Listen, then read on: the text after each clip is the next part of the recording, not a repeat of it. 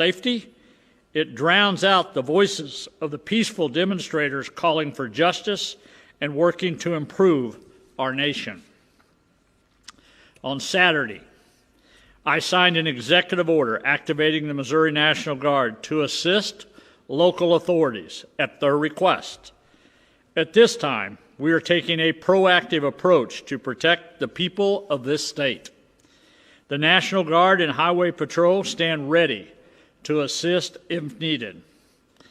And I want to thank our law enforcement officers across Missouri for their efforts this weekend to maintain order and peace. We support peaceful protesters, and we are committed to protecting the lawful exercise of these rights.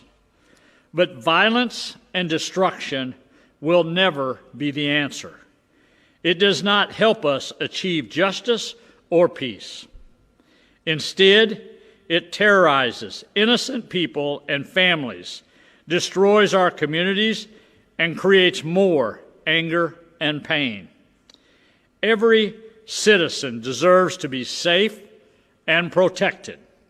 And to change things, we must not tear each other down, but stand together peacefully.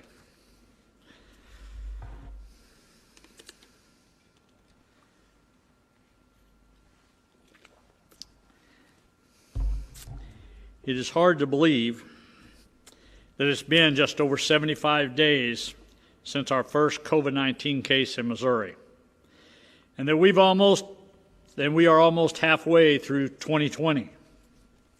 Up until this point, my administration has been very fortunate to have a strong, booming economy and a record low unemployment and high wage growth.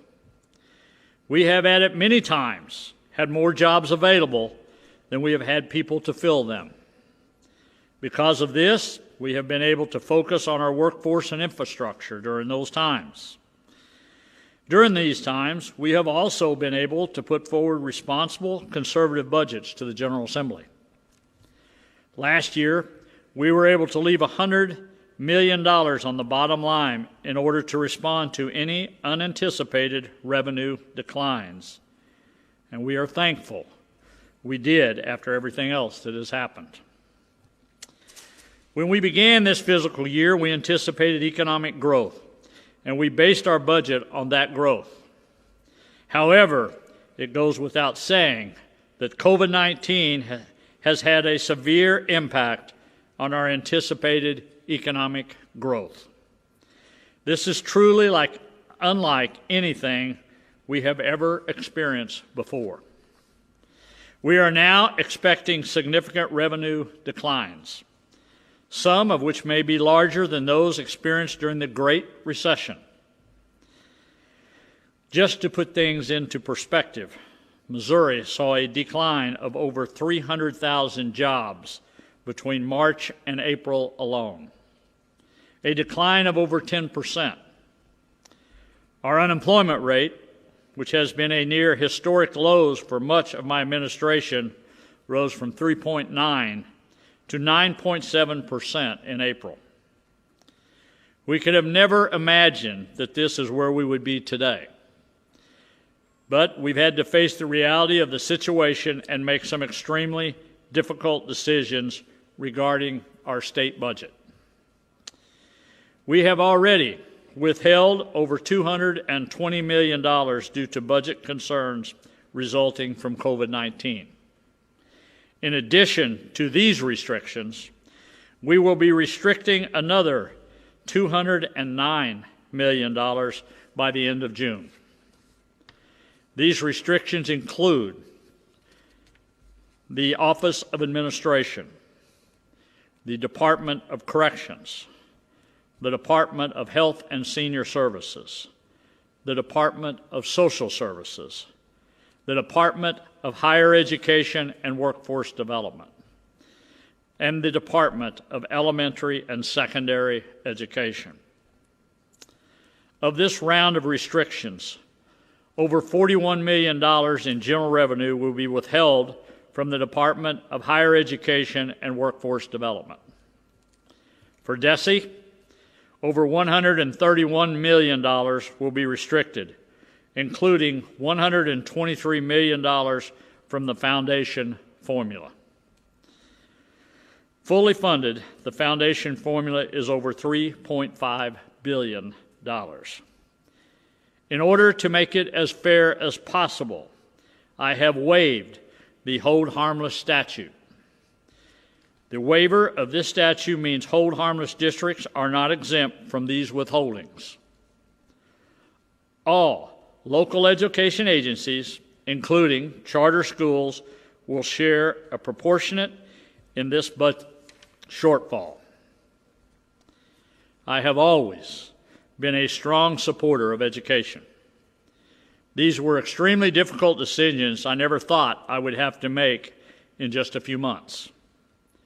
During my legislative career, I have consistently voted for fully funded education budgets. As governor, I have proposed budgets that fully funded education.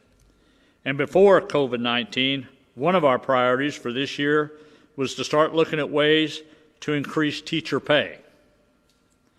As difficult as these decisions are, we are experiencing an unprecedented economic downturn, which means we are having to make unprecedented adjustments to our budget.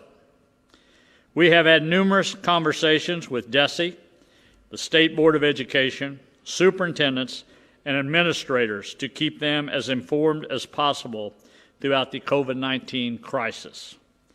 And it is important to make these decisions now so school districts can adjust before next year's school year.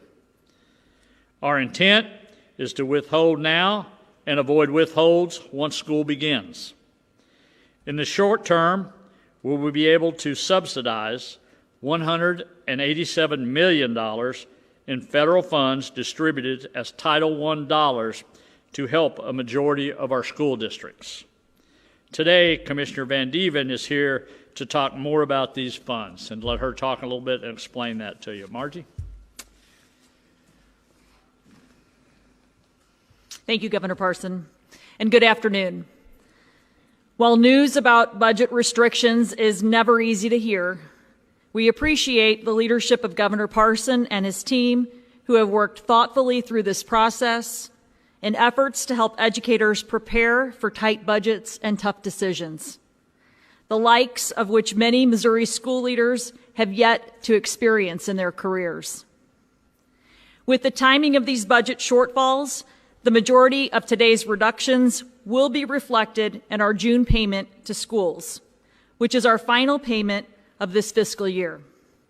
At the full funding level, our Department of Elementary and Secondary Education would have distributed about $315 million to Missouri schools in June.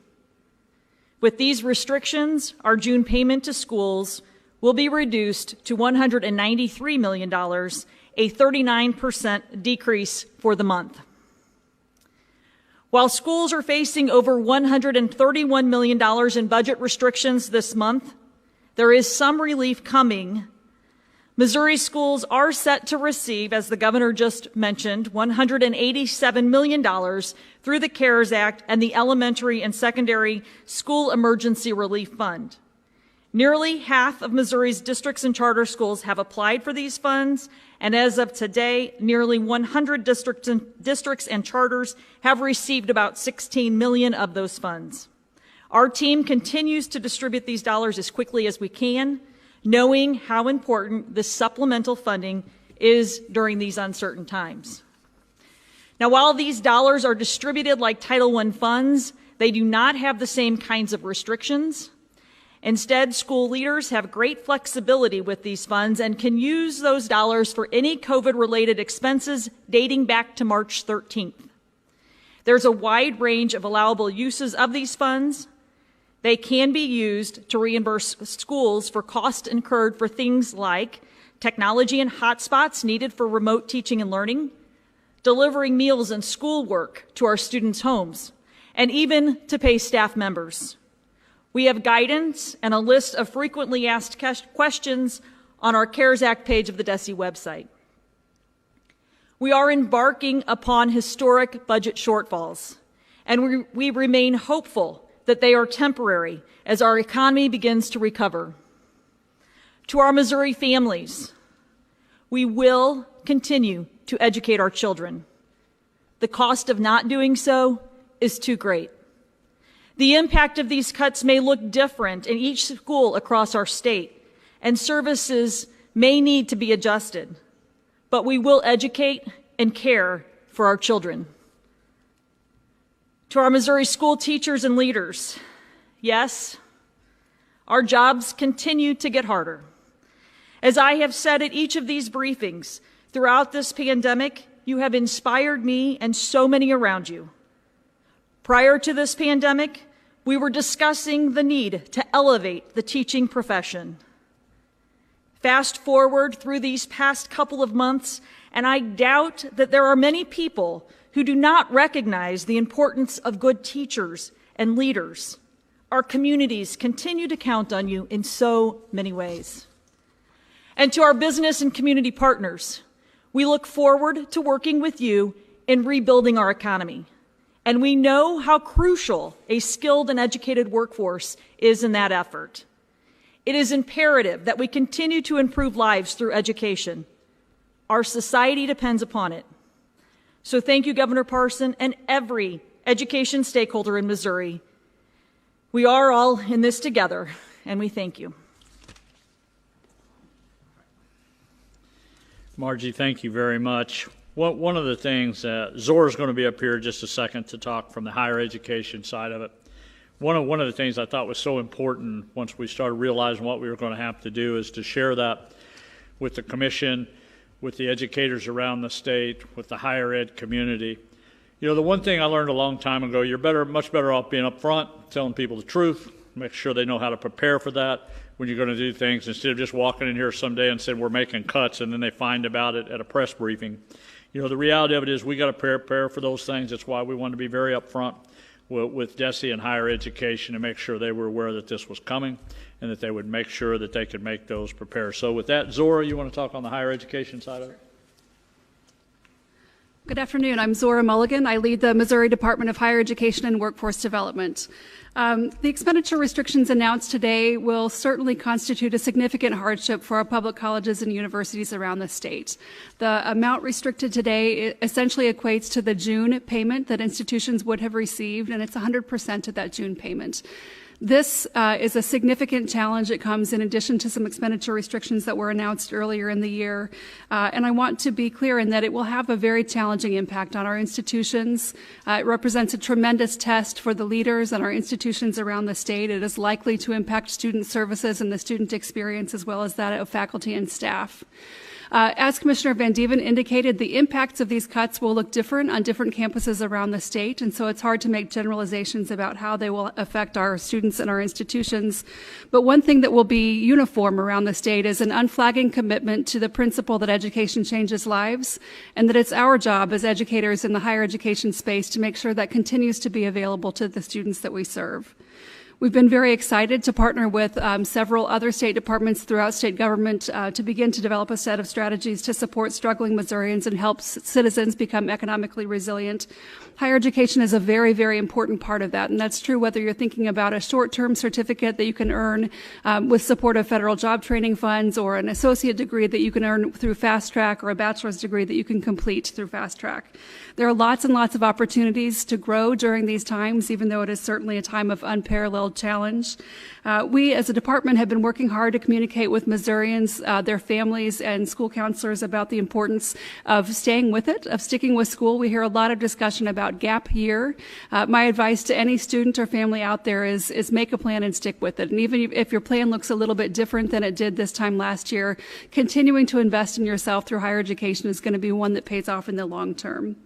We also have been working very closely with the governor's office and others throughout state government to help understand the ways that federal funds can help mitigate some of the difficulties that are represented in the state budget discussed today.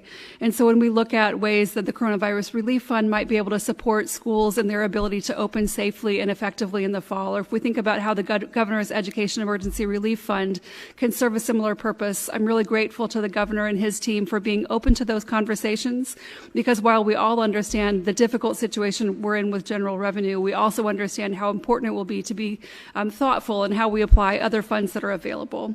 So I'm happy to see everybody today. I think there's some closing remarks, and if you have questions for me, I'm happy to answer them at the end. Thank you. Both the Commissioner and Director will be here afterwards to answer questions if you have any. Also, Dr. Williams is also here to answer any questions you might have on the COVID-19 or the testing. One of the things, just to kind of finish up before I go to the conclusion, one of the things is such a key why we've been so focused on trying to get the economy back, to get the businesses back open, as you can see what kind of effect it has. So the quicker we get people back to work, the quicker we get the economy going back, we can start adjusting. It's going to take us a while to get there, but I still believe the recovery will come quicker than maybe some recessions that we've been through before, but we got to get people back to work and we got to open the businesses. So even with everything going on around us, COVID-19, the economy, civil unrest, we must keep pushing forward. The state has been through tough times before, and we will get through this by working together for a better future, for our families, and for future generations. Please remember, be safe, be smart, and be responsible. Thank you. God bless Missouri, and God bless the United States of America. Kelly?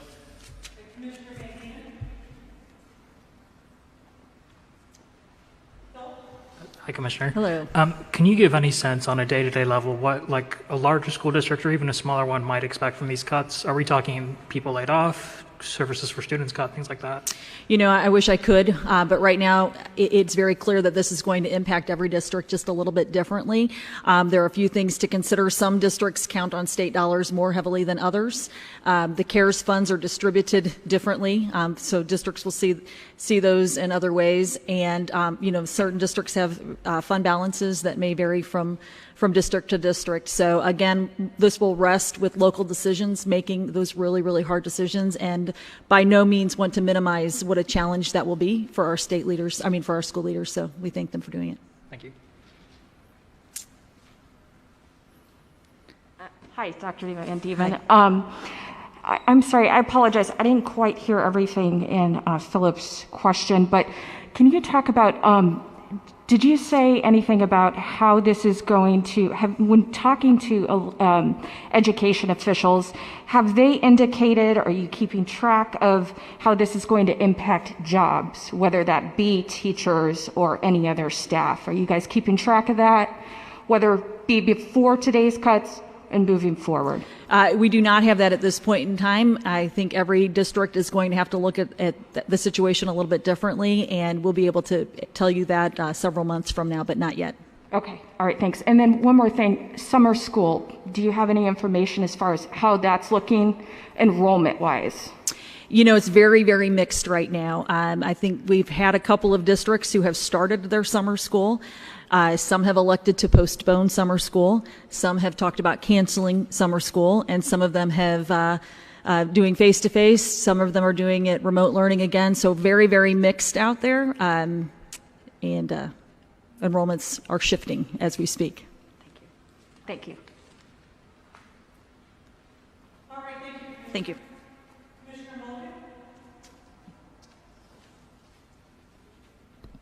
Happy to answer any questions you might have. I'll ask the same question about summer school enrollment. Do you know what it's looking like statewide? I don't have a number statewide. I can tell you anecdotally the numbers are really continuing to bounce as students and their families make decisions about both summer and the fall. So I think it's going to be a while before we have good information. For most schools, enrollment for summer school doesn't close until a little bit later in June. So we'll know a little bit more, and I'll be happy to follow up. Thank you. Could you please explain how federal funding for higher education is going to mitigate some of these general revenue cuts, if at all? Sure, that's a great question. So higher education generally does not receive funding directly from the federal government, but the CARES Act does contain some provisions that could be used to provide relief to higher education institutions. One option is the Governor's Emergency Education Relief Fund, which the Governor will use for both K-12 and higher ed. From our perspective, it's the least restricted kind of pot of money that might be used for some of the budget challenges that higher education institutions are facing. One note that I think is worth remembering is that although both higher education and K-12 institutions received funding directly through the CARES Act, half of the money that higher education institutions received had to pass through directly to students and couldn't be used at all for any institution purposes.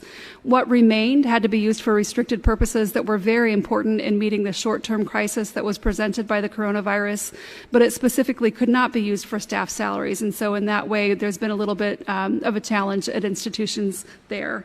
Another potential way the Coronavirus Relief Fund and the CARES Act might be able to help higher education institutions is meeting financial needs that have not been met by the funds that were received directly by institutions. So, a lot of the money that went out this spring was for very short-term emergencies, hotspots, laptops, things of that nature.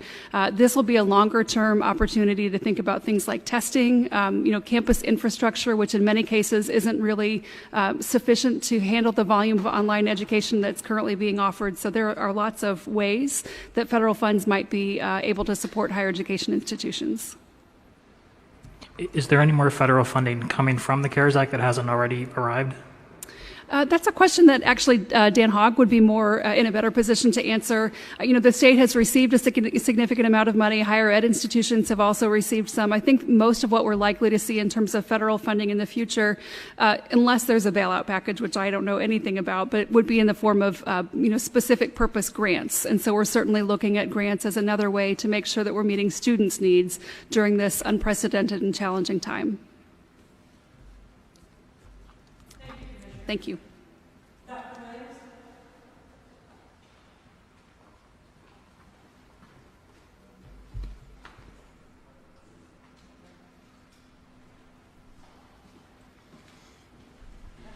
Good afternoon, Dr. Williams. Have there been any other cases of COVID-19 connected to the Lake of the Ozark case of the individual who tested positive who was there? Not that I'm aware of. And is there any message you have as demonstrations take place and you see video of people gathering? Are there any concerns about spreading COVID-19 in those situations? There is. Again, our mission every day is to protect health and keep people safe. And obviously COVID-19, one thing we've known all along is that you get community transmission when a large group of people get together. And so it makes us very concerned as you see large groups gathering that aren't either social distancing, and if they're not social distancing, wearing masks. So that there are lots of ways to keep people safe, and certainly during a issue like we have with COVID-19, that's another issue that's very important to us.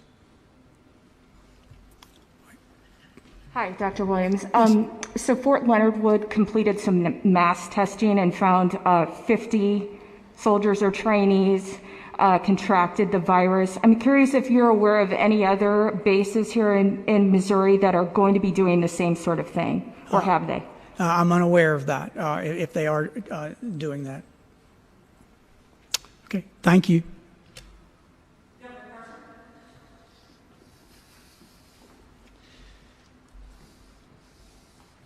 Go ahead.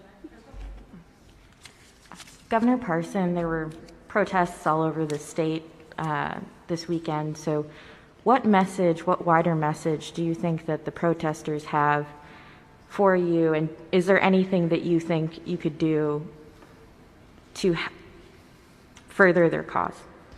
Yeah, I think all along we've been trying to work on some of the issues the protesters are talking about. When we go to the St. Louis region, when I've been up there for groups like Better Family Life, things that we're trying to do for the African American community up there through education, through job training, some significant resources we've been trying to put in those areas. But look, I think there's two different things we want to make sure and get clear here before we start going down the road. There is protesters, and then there's criminal activity that are out there. There's two different things. When you see protesters out there talking about things and they're together lawfully, doing things they should, then I think what their cause is and what they represent, what they're trying to change, I get it. I understand. I totally do. But again, I will go back to when it gets dark and you get these people committing criminal acts. I don't have much tolerance for that. I guess what I'm asking is, what message do you think the protesters are trying to convey? I think they're trying to convey what happened in Minnesota, using that for what happened, and equality to blacks, Americans, to try to say that they're being targeted by police. That's the message they're trying to say more than other people. And I think, one, you have to get the information in front of you to see what's causing that and what adjustments can be made. And I think that's what, at the end of the day, they would like to see done. And I think they're getting their point out by doing this.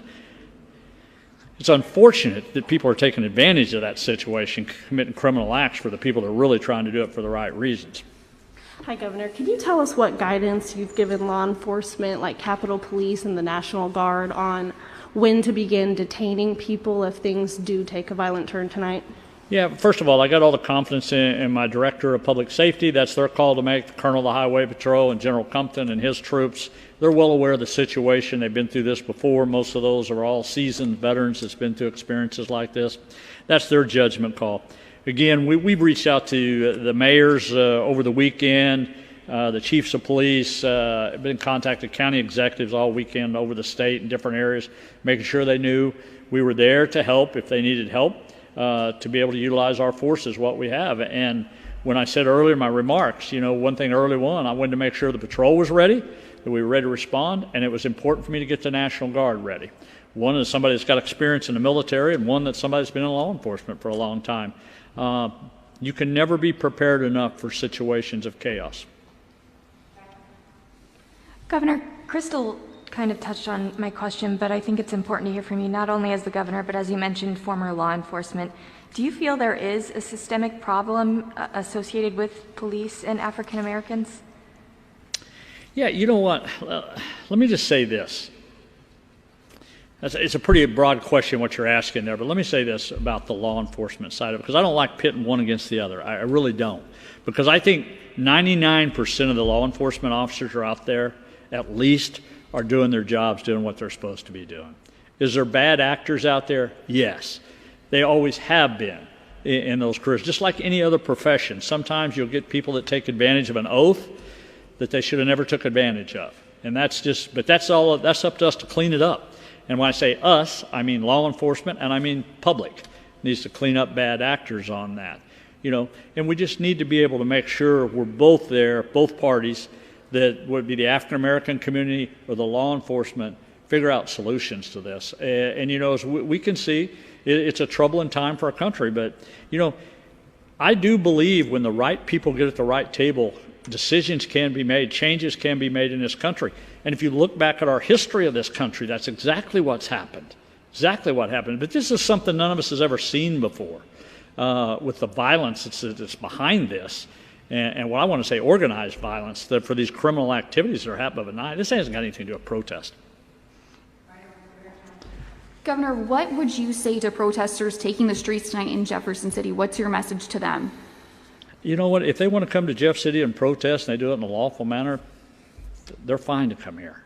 I mean, we're going to run business as much as I can normal here, is what I'm going to do. I mean, whether it's the coronavirus, whether it's civil unrest, we're going to go to work every day. We're going to go to work and we're going to try to prepare for the state of Missouri and make sure people are protected. So if they come here and they're lawful, they're going to have every right to protest. Is there any concern that curfews, should they be imposed Tuesday, could impact elections? I'm not sure what all the city curfews are right now. I know some have them, some don't. I don't know what that'll be, and I don't know what adjustments they'll make for tomorrow's election. I don't know. There's a lot of jurisdictions out there. Right now, I know Kansas City, St. Louis, some parts of the city have curfews. I'm not sure what all they would be, but I hope it doesn't. I hope it doesn't. A lot of things are going on right now, but hopefully people can get out and they can go vote tomorrow. Missouri has been recording data on police stops for the past 2 decades, and it continuously shows pretty significant disparities in police pulling over black drivers at a disproportionate rate compared to other drivers. one of the tools that the state government has is to reduce funding from those local municipalities where there are significant problems. So do you want to reduce funding to places where there's particular issues? And if not, what is your plan for, after 2 decades, finally reducing the disparities in police stops? Yeah, I think one of the reasons, when the data you're talking about from the Attorney General's office, is that kind of what you're talking about, what they collect there? Yes, sir, on that? Yeah, that data's there for a reason, but you have to look at the entire data, like where's the location at, where does this happen at, versus other agencies across the state. And to give you an example of that, if you just say you're in rural Missouri somewhere, where there's not much of an African-American population, you could literally do 2 or 3 car stops, and that percentage has really changed, and it's not an accurate indication of what you might be if you're in St. Louis or Kansas City on a daily basis. So you kind of have to look at the population, and then you have to look at everything into that. And where is that happening? But it is a good tool and something we should all look at to figure out why is that happening. But a lot of moving parts to that, just to have a statistical number without knowing all the backgrounds of why that is. So it depends on where you're at. Depends whether you're in the city, whether you're in rural Missouri, how that all would come out. But there's a lot of information on that. But do you plan to restrict funding from particular municipalities? And what is your plan to try and address overall disparities, which are shown in the statewide disparities? Yeah, I think it's what you do as governor, what I've been doing. You go to the African-American communities, you try to figure out how it is you can really help, and how do you do a long-term fix to something like that. You know, I'm going to go back to what I originally said when I become governor. If you really want to change society, if you really want to change things, you know, it's not another government program that's going to change it. What you're going to have to do is you're going to have to go out there and figure out how do you take the youth of today and prepare them for when they become adults. And that's going to come through education, which you got to make sure everybody has that proper education, and they have the ability to get a job or training to be able to get out of some of the situations they're in today. But you've got to break the cycle, and that's how you really change those statistic numbers you're asking me about. But I'm talking about disparities in police stops. Sorry, but I don't think you answered my question. I'll follow up with what Summer said. Do you have any tangible programs that you're looking at right now to address what she was talking about? Disparities in police pulling over black people more than white people. I'm not sure what kind of program you're asking for. I mean, what you're wanting. I mean, each law enforcement agency has their own divisions, their own funding, their own cities and counties.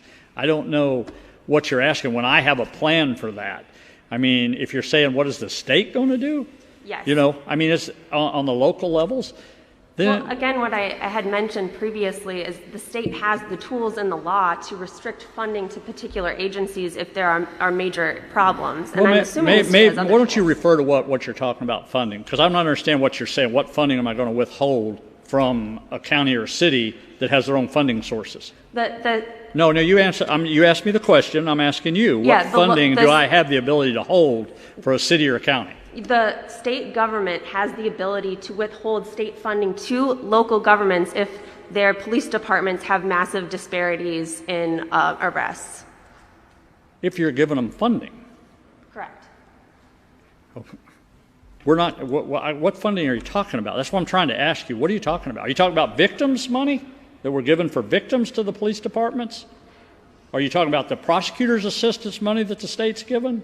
Are you talking about drug courts that we're providing for the cities? I mean, what fundings are you talking about? I believe included in the 2000 law that started requiring the vehicle stops data, it had a teeth mechanism. If those municipalities still had disparities, then the state could withhold funding as a penalty. So I'm not sure if that's a particular agency, but I know that the state can withhold funding from local governments if there's problems there. Yeah, I guess the only thing we'd tell you, we have to go out there and see which cities you're referring to and how that would take effect to the Attorney General's office and who's developing that formula, I guess, what we're saying. But I'm not for sure how you're addressing all the funding that the state goes or which funding you're specifically talking about. I don't know what court fines you're talking about. I don't know what funding source you're exactly talking about. Quick question, Governor. Were you on the call today with President Trump, the governor? I was. He today called governors weak in dealing with these protests riots. What did you take that to mean, and what do you think about that? First of all, he didn't say that. Okay. So let's make that correction What right off the bat. Good. What did he said, say? he wasn't talking about protesters. He was talking about the criminal element of people breaking into businesses is what he was referring to there. I know there's been a lot of hype on that since that all took place. That's who he was talking about.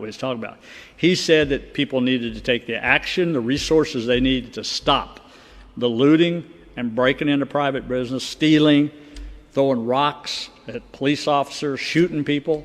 All this is what he was referring to as the criminal activity. He wasn't talking about protesters that were law-abiding protesters. That was never what he was saying about that. So what did you think about the weak statement? How do you feel like you are in that spectrum? You feel pretty good? Well, I most certainly do. I most certainly did. Everything that he was talking about today about activating the guard, we've already done. Having the highway patrol available to assist, we've already done. All those things. Look, I got enough experience in my career with the gray hair that I have. You know, you don't try to start getting prepared for a riot after the riot's taken place. You know, when you start seeing things like that happen, you need to prepare in advance, and that's what he was talking about. We're going to take one more question. Governor, you mentioned that great things happen when people come together at a table. So I was wondering, are you actively planning any sit-down conversations with members of the African-American community throughout the state to discuss police brutality? There's no doubt that we'll be talking to the African-American community, and I think we have all along in this administrative with a lot of the people. We were talking about the clergy and talking with them over the weekend, both in St. Louis and Kansas City and different people across the state, wherever it was. So, I mean, early on, I think, again, we had those outreaches there, not knowing it was ever going to be a civil disturbance, but we built up those relationships since I've been governor for this day when you could be able to communicate your message and say, okay, what is it we need to be doing better? And really, a lot of things we've learned that I have from governor, things that we can do better. And we were really headed down that road when it comes to bringing training, when it comes to health care to some of those communities. And, you know, for me, I've heard a lot of politicians make a lot of political speeches saying, I'm going to do this, I'm going to do that. But you know what? I went there, I went on their turf, I went up there and tried to make contact with people and says, okay, what is it you really need and what is it I can really deliver? And that's the way we've had a relationship ever since I started.